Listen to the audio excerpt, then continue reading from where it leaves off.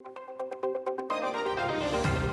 Supreme Court lifts the final bar to Trump's immigration rule over furious Sotomayor dissent.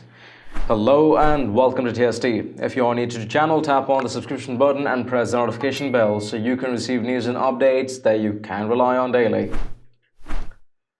The Supreme Court, in a 5-4 decision along familiar ideological lines, lifted the final bar to President Trump's public charge immigration rule from going into effect.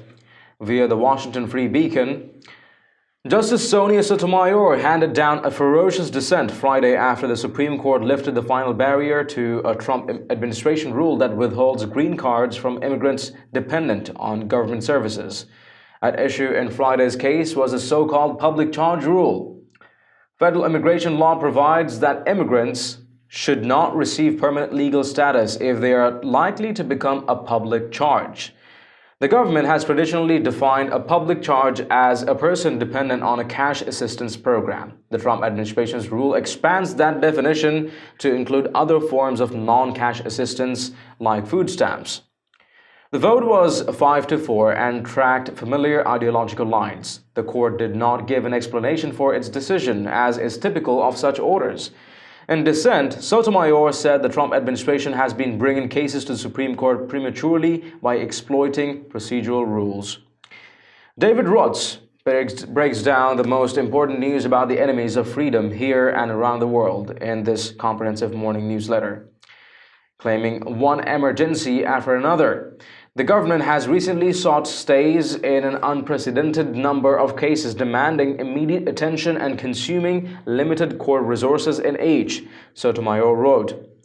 And with each successive application, of course, its cries of urgency ring increasingly hollow.